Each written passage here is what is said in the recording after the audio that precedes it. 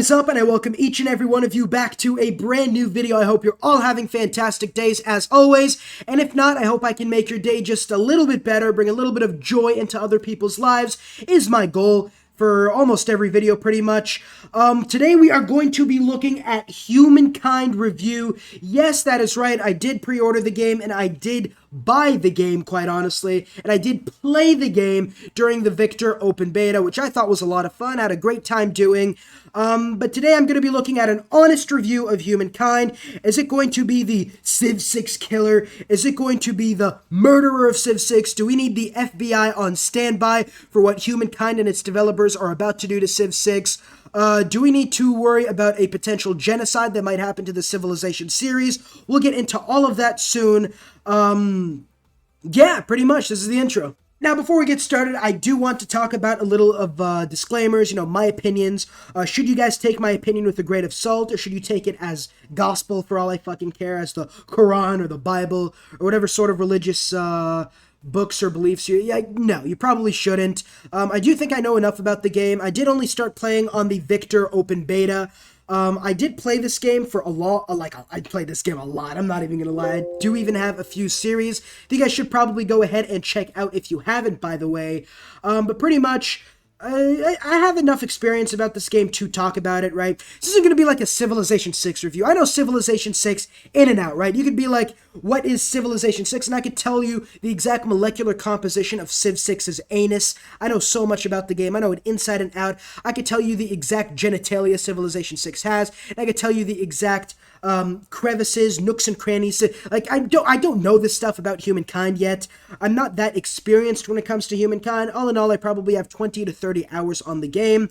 I do feel like I have enough for a review. And speaking about the parameters now, I'm not going to be talking about, like, the bugs in Humankind, right? Like, multiple times in my games, I couldn't move past turn 120 because the game bugged out or stopped working for some reason. I'm not going to be talking about that because it's obviously an open beta game. It's obviously in pre-release. It hasn't been released yet. All these bugs are going to be fixed by the time the real game comes out in August. So I'm not going to be out here and say Humankind is an absolutely disastrous game because it had a bug that prevented me from playing to turn 150 like 3 different times. No, I'm gonna be honest, I'm gonna be fair as well. I am obviously going to compare this to Civilization 6, right? Like, for those of you who are like, oh, these two games can coexist peacefully, like, no, this isn't fucking Avatar, right? This isn't The Last Airbender. These two games are going to be at each other's heels. It's good for us because they're both going to be trying to outcompete each other every time. It isn't going to be like the NBA 2K series or the Madden NFL series or just any EA game in general, which has like absolutely no competition, so they get kind of lazy and they do loot boxes and stuff like that nobody likes. But yeah, it's pretty much all I have to say. Let's get into the pros of Humankind. Now, you cannot talk about the pros of Humankind without talking about the damn combat system. I mean, my god, I was blown away by the fucking combat system. The combat system absolutely blew my mind. It is nothing short of a masterpiece. It is nothing short of perfection. There might be one or two things that like get bugged out or something that might need improvements on, maybe small tweaks here and there, maybe a little change of oil in some places, but the combat system is nothing short of extraordinary. It blows Civilization 6's combat system out of the damn water. If we're talking about just combat systems, and Humankind would absolutely murder homicide first degree Civilization 6. But the combat system is so you like make an army limited to 4 units. The units increase depending on, what techs you have and what cultures you choose. For example, choosing the Roman Empire will permanently give you a +1 extra unit slot, and the 1 unit can help. But I mean, the unit slots really aren't that important by the time you get organized warfare, which allows you to reinforce armies in battle with even more armies. So it's not really the most important thing in the world. But the fact that you can have a strategy, mixing and mashing units all towards together is nothing short of absolutely incredible, nothing short of absolutely game-breaking. Sieges are so much more advanced and so much more nuanced, I guess you could say. Definitely more than Civilization 6, which has sort of a rudimentary combat system, if you will. It's still a pretty fun combat system, no doubt about it, but Humankind's is nothing short of extraordinary. I haven't dabbled too much in the naval gameplay aspect of Humankind, although the few naval battles I have had has pretty much been the same staggering success that the land battles have been at. The land battles have been nothing short of incredible, as have the naval battles. The fact that you can be a sort of general, there's so much more tactics involved. What units do I need for my army? I'm up against this culture. Maybe I need more spearmen because they have a butt ton of horsemen. Maybe I need more heavy cavalry because they specialize in range units. Maybe I'm going up against Rome, who has their Praetorian guards, and I need a sort of nice front line, maybe some swordsmen and having a nice archer backbone, maybe having like 3 archers and 2 swordsmen probably to go up against Rome or something like that.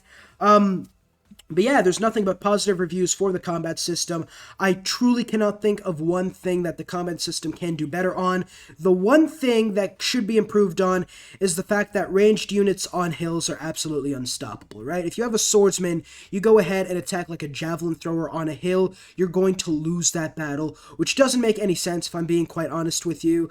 Ranged units getting a defensive bonus on hills should work for sure, no doubt about that, but the fact that they are absolutely unstoppable on hills just doesn't make any sense to me. It's not just like swordsmen on archers either. It's like fucking, I don't know, Renaissance era, medieval era melee units struggle to dislodge medieval and Renaissance era ranged units on hills, which, I understand the combat defense you get from placing units on hills, but I truly believe that for ranged units, they should be much easier to dislodge. Right now, ranged units are kings in Humankind.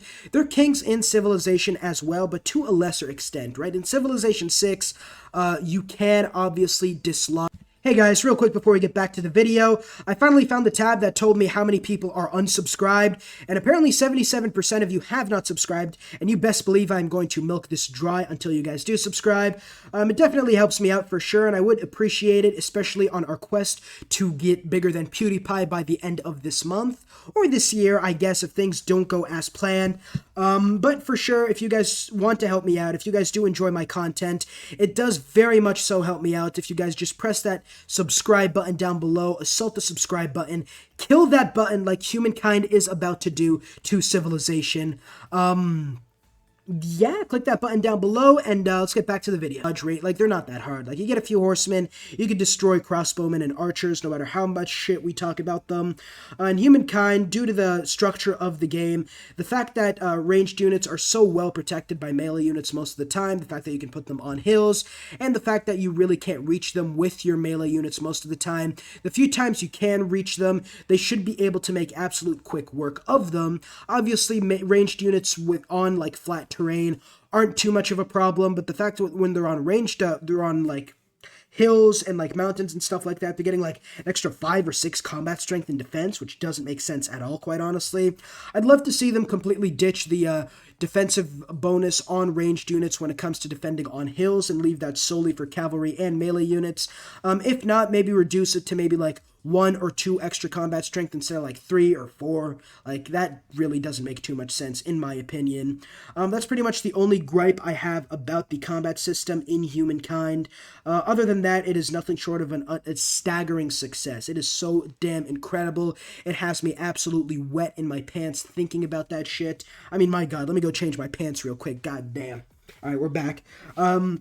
The next pro I have is the graphics system. The graphics are nothing short of stunning. Obviously, that is a given considering Humankind is a 2021 release game, whereas a game like, for example, Civilization is a 2016 release game. I know I'm going to be talking about Civilization and Humankind hand in hand because they are 2 direct competitors. Now, let's get back to it. The graphics system is absolutely stunning. I mean, you look at the graphics, you look at the unit animations, you look at the damn cities building, you look at the actual world, you look at the natural wonders, just absolutely astounding, dumbfounded. There's nothing really much to say about the graphics because they are absolutely incredible. They are definitely up to par to most different games in 2021. Really not much else to say, quite honestly. The next thing I want to talk about is the mismatch of cultures. Yes, I'm going to call it the mishmash mishy-mashy of cultures. The fact that you don't pick one civilization and play them throughout the entire game like you do in most other games, not just in Civilization, but like in other games, maybe like Paradox games, for example, the fact that you can like maybe build, pick, the Egyptians in the ancient era, Romans in the classical era, fucking English in the medieval era, Renaissance era, you could pick, I love that you can make so many, it's like an almost unlimited array of strategies, right? I think the math is, if it's like I don't know exactly how many cultures are in each era, but let's say like 8 times 5 or 6. I think it's going to be 6 different eras by the end of the game. 8 times 6 is about 16, 32, 40, hold on, I'm bad at math. 48 different cultures in total, I think. 48, like the different combinations you can do is almost limitless. There are some strong cultures, like for example the Phoenicians and the Carthaginian cultures, allowing you to buy out stuff very, very cheaply, which is very, very broken, quite honestly. You can also always go for maybe science, right? You could go for the Babylonians, into the Greeks, into the Umayyads for massive science boosts. The fact that you can you could maybe even go for the Egyptians, right? Get lots of production early game, and then maybe transition into somebody like the Romans, start pumping out Praetorians, even though Romans aren't in the best spot right now, and then go for have a massive industrial base to begin warring by the time the medieval or Renaissance era comes around. The fact that you have so much strategy, so much more strategy involved in the game is something that Civilization, in my opinion, sorely does not have. Civilization doesn't really have as much strategy as other games. Like if you look at Paradox games, for example, like Hearts of Iron 4 or EU4, they have a lot more strategy, a lot more complicated than Civilization. Civilization isn't as complicated as those games.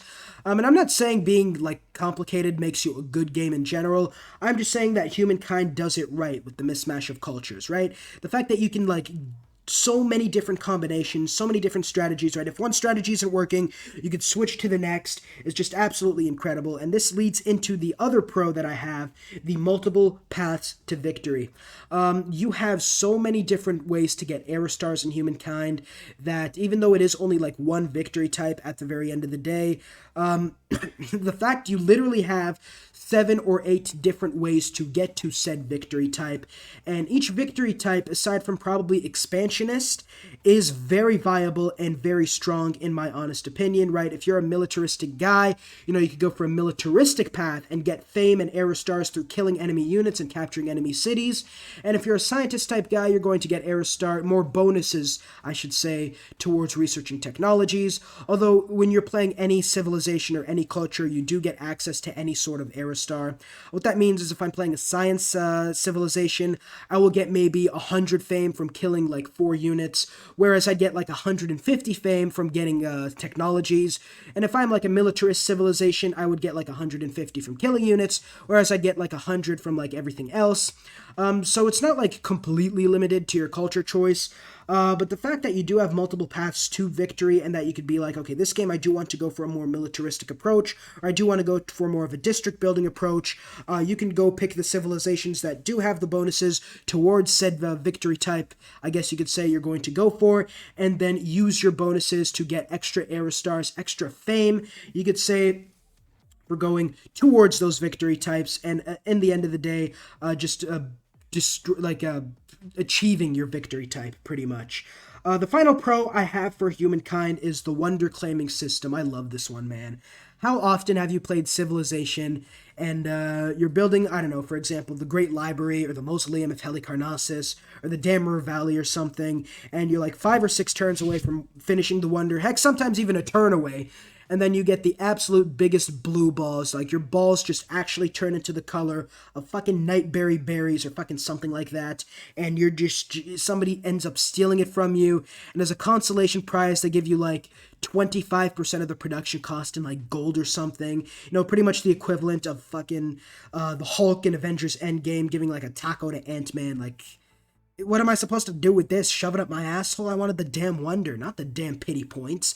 Well, now you don't have to worry about it, because Humankind now is absolutely incredible in that regard. Humankind gives you, you claim the wonder with your influence points, and you can take damn 50 turns to build the wonder. Nobody else can build it aside from you, which in my opinion is incredible. It avoids the unnecessary risk, stress, and blue balls of having to build a wonder and having to throw everything you have at that wonder in order to get that wonder, which is very, very nice in my opinion. The wonder claiming system is very nice, and I do hope that Civilization does take this approach in the future.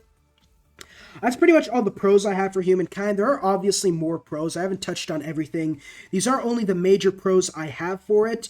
And, yeah, without further ado, let's talk about the cons, because there are just as many cons as there are pros in Humankind.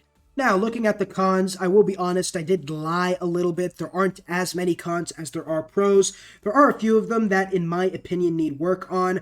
I do know, I did take a few of these from the player base in the Humankind subreddit for sure.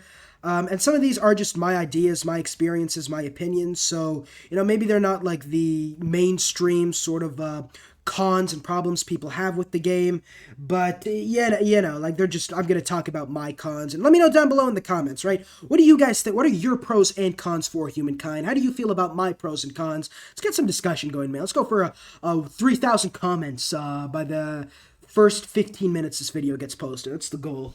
In all seriousness, though, let's get started on the cons. First up, the UI needs work. The user interface does need work.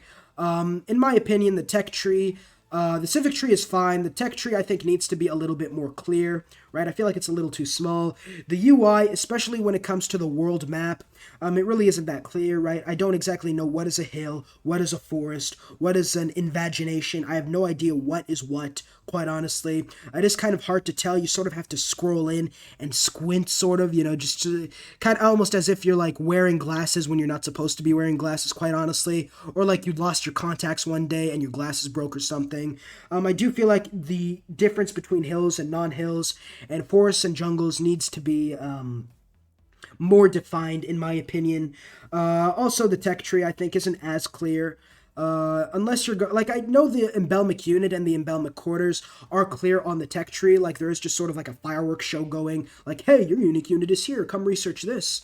That's great, honestly, but I feel like just everything else, right? Maybe if you had like an advisor section going for, oh, science advisor wants you to go for this, militaristic advisor wants you to go for this, so at the very least you can sort of learn like the tech tree. I do feel like after a few playthroughs, though, you are going to know mostly what techs are going to be doing. For example, after my first few playthroughs, I knew like, okay, organized warfare is going to be an important tech, I need that. I know philosophy is an important tech for science, I need that. The Romans embellment unit is in standing army, I think, or one right beside that or something, so I'm going to go ahead and beeline that. So after a few playthroughs, you do know it becomes less of an issue, although I do wish they would make the user interface in general just more clear. It's not like super cluttered, but just a few quality of life improvements, especially on the world map, could be very helpful. Another con I have, and it's a pretty big one, the district system is not as good as the civilization one. Civ 6's district system blows Humankind's out of the water. Humankind, I mean, the fact that you can attach territories to cities is a fine mechanic, right? I don't have any opinion on that. It can be both good and bad depending on how you look at it. The district system, the fact that you can build unlimited districts, it is sort of supposed to be like limited by the stability modifier, but it's not that hard to increase stability in this game, right? It's not really that hard. You can build unlimited districts. You don't exactly know what each district is providing you. Like when you're placing the district, it shows you what it's going to provide you, but like afterwards, it's kind of hard to see. It goes back to the user interface problems. It's kind of hard to see like what is this district now providing that I built like 20 turns earlier, and would it behoove me to replace it with another district? There isn't really the planning of districts Civilization 6 has, right? Like Civ 6, you could place map tax, you could get the detailed map tax mod, you could find out exactly, you could make up an actual plan, right? That's strategic thinking that surprisingly Humankind doesn't have, because you can't exactly plan districts in Humankind. They just sort of, you place them and then you forget about them. I feel like that should be changed, quite honestly. The next thing is the multiplayer is shaping up to be worse. I never tried the multiplayer, so this is the one con that you should definitely take with a grain of salt unless everybody ends up agreeing with it. Apparently, you can only end up playing with one other person in the Humankind multiplayer. That's the direction they said they were going. Really, I think in order for this game to really overtake Civilization as the next 4X masterpiece, they do need a much better multiplayer system. The one really bad thing about Civ 6 is that the multiplayer in this game, it just takes like 8 hours to finish a game, so many bugs and crashes. It's just not worth it most of the time, unless you're playing with close friends or have an actual tournament set up that, well, even we had the Civ 6 Invitational Tournament, and even then we had problems when it came to bugs, crashes. I wasn't able to finish either game twice, and while that, I guess you could blame my internet for both of those times. There were other people in that tournament who were having problems with the multiplayer. The fact that Humankind is shaping up to have a worse multiplayer is definitely surprising, quite honestly. It's just talking about like how Stalin is shaping up to be a worse person than a silly mustache man. It is. I'm not saying he was. I'm just saying like as an example. Like a better one would be Mao is shaping up to be a worse person than Stalin. I guess you could say is probably a more socially acceptable one to say. Mustache man bad. If you have a mustache, you're bad. Not really. But like having a worse multiplayer in general than Civilization really is not going to help you. Quite honestly, it is going to suck for you, especially in the future. I hope they do end up fixing that. The other thing is the vassalage system is too broken. Fix the vassalage system. I mean, my God. You gain one vassal, you end up gaining like 500 gold per turn from one said vassal. And the fact that Humankind, you can literally buy out buildings and units for cheap, quite honestly. If you're playing Carthage, or like if you go Phoenicia into Carthage, take out 2 to 3 people, make them your vassals, you're going to literally be building everything you absolutely need. I remember I had 3 vassals in one of my Humankind playthroughs, and I ended up making 10,000 gold per turn without building any sort of market districts, without building any sort of market buildings, quite honestly, and it was just absolutely broken. Humankind, please fix your vassalage system. The second to last thing I have is the one victory type. People are mixed on this, right? Like, there is technically one victory type, but there are like 7 different ways you can go about getting that victory type. However, at the end of the day, there is still one victory type. And most people, especially in the Civilization community, are like, I want to have, like, there's something different about watching your rocket just shoot up into space, like, there's another of watching your just culture take over the world with tourism. There is another of watching your military walk in through the last capital, winning a domination victory. There's one where people bow down to the almighty prowess of the spicy fish's god. It's just good to go for different victory types in Civilization. I do hope they end up changing that, in my opinion. Like, if they could somehow find a way to incorporate the fame system with different victory types, I feel like that would help Humankind and would also help the transition, because most people from Civilization are going to give Humankind a chance, and if it absolutely blows them away like it has blown me away, quite honestly, this could be one of the greatest games to ever exist. This could be Civilization 5 levels of absolute dominance and incredibility we are looking at if Humankind can just fix some of the cons it has. Again, the victory type is sort of split between the player base. I'm sort of in towards the middle, right? Like, I do want more than one victory type at the end of the day, but I mean, there are so many different ways to go about getting a victory type that the replayability is the same comparatively to Civilization 6. It's just sort of like branded differently, I guess you could say. But the final con I have is the snowball potential. Now, snowballing in 4X games is nothing different, right? Everybody snowballs in the game, but the difference is in Civ 6, if I snowball, I'm going to be making 3 times as much science and culture and gold as everybody else. But in order to do that, I have to actually put in work, right? I have to completely eliminate 3 to 4 civilizations in order for me to get those bonuses. And that's easier said than done, quite honestly. In Humankind, if you take out 2 people, right? Not even take out. If you make 2 people your vassals, they will almost never break away. I've never had a vassal break apart from me. And taking out 2 vassals out of a total of 7 different other players is not that hard, if we're being quite honest. And by the time you do get 2 vassals, you will have so much gold, so much resources, so much military strength from your vassals that it's just like game over at that point. The snowball potential when it comes to fame, you'll have like 5,000 fame, everybody else will have like 2,000 even on the higher difficulties. So like that is something that they definitely have to fix. The snowball potential, make it so that the vassalage system isn't as broken as it is. Make it so that vassals will, like in history, take the first opportunity they can get to break away. Like, for example, maybe if you're at war with somebody, make it so that vassals have a much higher likelihood or something of breaking away. Make it so that if you are struggling, right, if you're going for an economic depression, or if you are losing influence points, or if you're losing stability in your empire, people are revolting, make it so that the vassals will more likely break away, something like that. But that's pretty much all the cons I have for Humankind. The pros definitely outweigh the cons for sure, no doubt about that. But if they fix the cons, we are looking, like I said, Civilization 5 types of revolutionary when it comes to the 4X genre, and even gaming in general. Like, there are so many good things about this game that if they just tweak some things towards the cons section that I mentioned, I feel like it could be one of the best games of all time. Without further ado, let's talk about the last section I want to work on, the, what do we want to call it? The what needs to happen in order to overtake Civilization section. Probably end up changing that on the YouTube section video playlist thingy, but that's pretty much the idea I have for now. Now we have gotten to the last segment, the final segment, the segment everybody wants to talk about. Is humankind going to murder civilization? Is it going to commit first degree? Is it going to commit homicide? Does it have murder on its mind and a civilization in its crosshair? Is it going to commit a genocide that would make is it going to... I'm not even going to make a joke on the genocide thing, quite honestly. But is it going to kill the Civilization series? In my opinion, no, it's not. It's going to be in sort of like a coexistence, like Call of Duty and Halo were back in like 2010.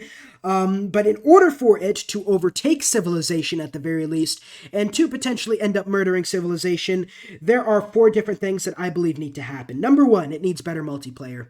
Civilization's multiplayer is so bad that if humankind can come up with a good, even great multiplayer, which I don't know how it's going to do, if I'm being quite honest. It is hard to come up with a good multiplayer for 4X games, but if they are able to somehow do the impossible, they've already won. They've won. It's just that simple. As much as I love Civilization, and as much as Civilization, the replayability is second to none in the Civilization series, nothing is more replayable than multiplayer games. There is a reason Call of Duty and NBA 2K are still going on, and sports games for that general.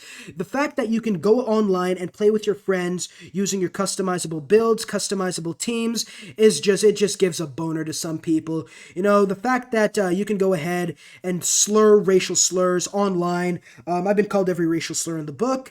Apparently everybody has done something to my mother, which kind of surprising, quite honestly. But in all seriousness, though, if you could come up, like, there's a reason multiplayer is so popular in these days. You look at the most popular games, Fortnite, League of Legends, those games really have an incredible multiplayer system. Even historically, World of Warcraft, RuneScape, it's the multiplayer. The fact that you can play with literal real people online just gives, like, some oomph, I guess, a different perspective, I guess, to those games. If you can add a vibrant multiplayer community to humankind, it's just game over at that point. Civilization will not recover unless they themselves come out with a vibrant multiplayer community, which they have proven time and time again that they are not willing to do, or that they can't do for some reason. I'm not being critical of Civilization. Again, I would not be able to do half of what they did in their situation, but the fact that multiplayer is, at the end of the day, multiplayer is trash in the Civilization series. No disrespect to any of the game developers whatsoever. They are trying their best, I know, but at the end of the day, it's just not a good multiplayer scene, and if Humankind is somehow able to come out with a good multiplayer scene, then it's already won. It's going to overtake Civilization in the next few years, but that is something I think Humankind should focus on. The other thing is fix the UI. It's just a few quality of life things. Make hills look hillier. Make the tech tree, maybe like make the tech tree bigger, you know what I mean? Make it so you can maybe scroll up and down and have like the actual text a little bit bigger so you can actually see what's going on. Just some minor adjustments. Have more balanced mechanics, right? Make the vassalage system more fair. Make the cultures a little more fair, right? Because I know the Harappans cultures are absolutely busted, whereas the expansionist cultures are sort of lacking, especially in the late game. Finally, get a better district system. I said this in the cons section, but the fact that you can just spam build districts and there's no strategy involved, you just plop down the district and then never worry about it for the rest of the game, I think needs a little bit of changing. But yeah, that is pretty much everything I have to say about what it needs to do to overtake Civilization. Yeah, let's get into the conclusion. Thank you guys so much for making it this far and listening to the ramblings of a Civilization player on the context of Humankind. I really do enjoy any sort of feedback, any sort of opinions you yourself might have about the game down below in the comments. Obviously, I am not God, nor do I claim to be a prophet of God, so there are some things here that maybe I feel like are good or are bad that you might think the complete opposite of. If you enjoyed, don't forget to like, comment, and subscribe. It really does help me out a ton. We are on the quest to go 6K and then hopefully 10K soon after that, and I do enjoy every single little subscriber I do get. I really do enjoy everybody, and yeah, I hope I made your day just a little bit better, and I hope you guys, if you didn't know about Humankind before, I hope you genuinely give it a chance. It is looking like an incredible game, and for those of you who are on the Humankind train and hate Civilization 6 to its very core, fuck you too, I guess. But yeah, in all seriousness, thank you guys so much for watching, and I will see you all in the next video. Peace.